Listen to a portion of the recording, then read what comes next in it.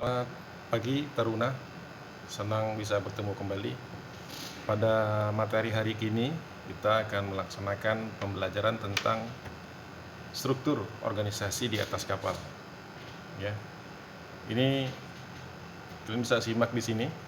Struktur organisasi di atas kapal yaitu merupakan suatu organisasi yang sehat dan sempurna, maka dalam pembentukan proses eksistensi dan operasionalnya harus memenuhi prinsip-prinsip organisasi sebagai berikut. Ya, bisa kalian lihat di sini tayangan ini bahwa organisasi secara keseluruhan berikut bagian-bagian pokok daripadanya harus menunjang ataupun harus mempunyai tujuan yang jelas dan tegas. Adalah gunanya untuk menjamin adanya kesatuan pengertian, kesatuan arah, kesatuan sasaran.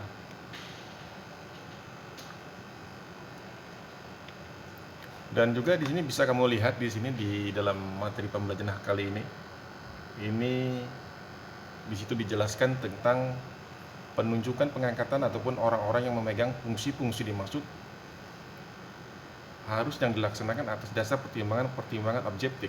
Artinya memiliki pengetahuan, kecakapan dan pengalaman untuk bidang-bidang tugas dimaksud, di mana hal ini menjamin adanya penempatan orang-orang yang cocok dengan kecakapan dan jabatannya.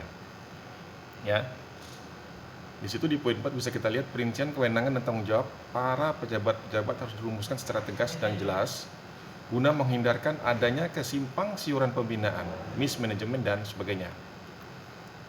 Kemudian kamu bisa lihat di situ, bisa baca. Itu ada struktur organisasi. Ini terutama yang di beberapa kapal-kapal kecil ya. Di situ kita lihat di level yang paling tertinggi adalah di nahoda. Nanti saya akan berbicara tentang tugas dan kewajiban daripada seorang nahoda. Kamu bisa lihat di situ struktur organisasi di sini adalah yang tertinggi adalah di nahoda. Kemudian ada mualim. Kemudian di bawahnya itu ada bosman, jurumudi dan klasi. Ini khusus untuk orang deck. Ya, yang di sebelah kiri kamu lihat itu di situ ada mualim, bosman, jurumudi dan klasi. Kemudian di sebelahnya adalah KKM ataupun kepala kamar mesin. Nah, di bawahnya itu ada masinis, kemudian mandor mesin, oiler dan klasi mesin. Ya. Dalam suatu struktur organisasi di atas kapal tersebut, ini nahoda ini merupakan salah satu ataupun selaku pimpinan umum di atas kapal dan anak buah kapal yang terdiri daripada para perwira kapal dan non perwira ataupun bawahan, subordinate crew. Struktur organisasi kapal di atas bukanlah struktur yang baku, karena tiap kapal bisa berbeda struktur organisasinya tergantung jenis, fungsi dan kondisi kapal tersebut. Nah, selain jabatan-jabatan tersebut dalam contoh struktur organisasi kapal di atas, masih banyak lagi jenis jabatan di kapal, di luar jabatan nahoda. Misalnya di kapal pesiar, ada jabatan-jabatan bartender, ya, cabin boy, swimming pool boy, general purpose dan lain sebagainya. Di kapal lain misalnya terdapat jabatan juru listrik ataupun electrician, greaser dan lain sebagainya. Semua orang yang mempunyai jabatan di atas kapal tersebut disebut awak kapal, termasuk nahoda. Nah, ini harus diperhatikan ya. Namanya kru ataupun ABK. Jadi semua orang, saya ulangin, semua orang yang mempunyai jabatan di atas kapal itu disebut awak kapal, termasuk nahoda. Tetapi anak buah kapal adalah semua orang yang mempunyai jabatan di atas kapal kecuali jabatan nahoda.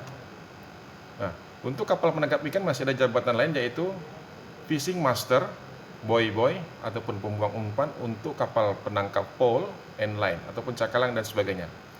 Nah, ini salah satu di bawahnya kalau saya lihat lagi nih, saya naikkan ya. Ini contoh struktur organisasi di atas kapal lain ya. Yang tadi di kapal ikan, kapal biasa. Ini kapal lain. Ya, bisa kamu lihat. Bisa geser dulu ini namanya. Contoh struktur organisasi di atas kapal lainnya. Kamu bisa lihat di situ ada nahoda ataupun master. What is the meaning of the master? Master itu artinya nahoda ya. Kemudian di sebelah kiri saya ya, itu ada masinis 1 atau chief engineer. Nah, di bawah chief engineer ataupun masinis 1 ada second engineer ataupun masinis 2, dan di bawahnya ada masinis 3. Second engineer, kemudian ada mandor mesin ataupun foreman, kemudian juru minyak, oiler, kemudian ada wiper ataupun klasi mesin ya, dan juga ada 2 di sini ya di kapal-kapal lainnya, klasi mesin ataupun wiper di bagian deck, di bagian engine apa, di bagian engine ya, bagian mesin ya. Kemudian di sebelah kanannya dari kamu itu, kamu bisa melihat di situ ada jabatan mualim 1 ataupun chief officer. Tugas-tugasnya nanti akan saya sampaikan, baik yang itu di deck departemen maupun di engine departemen, itu akan saya sampaikan nanti ya. Kemudian ada lagi nanti jabatan itu orang decknya ini ada mualim 2 ataupun second officer. Nah, di bawahnya ada third officer ataupun mualim 3 ya. Kemudian ada serang ataupun bosun, dan di bawahnya lagi ada jurumudi ataupun AB seaman ya kan. Kemudian di bawahnya lagi ada selain jurumudi tadi ataupun AB seaman, itu ada klasi ataupun ort seaman ya. Ini salah satu contoh struktur organisasi di atas kapal lain. Misalnya ini kapal-kapal niaga ya, beda dengan di kapal-kapal perikanan tadi ya. Itu saja yang bisa saya sampaikan pada pagi menjelang siang ini. Tugasnya adalah dari materi di atas, coba simpulkan dan dicatat ya. Coba simpulkan dan dicatat. Ini ada tugasnya, saya naikkan dulu gambarnya sebentar. Gambar saya ya. Ya. Dari materi di atas, coba kamu simpulkan dan catat pada catatan masing-masing, kemudian serahkan pada saya, dalam hal ini di Google Classroom ya. Bisa juga kamu berbuat dengan tugas kelompok ya, tapi ini saya harapkan kamu tugas pribadi masing-masing karena dilaksanakan di Google Classroom. Itu aja yang bisa saya sampaikan karena waktu itu singkat. Selamat belajar, semoga kita bertemu lagi di dalam acara luring ya.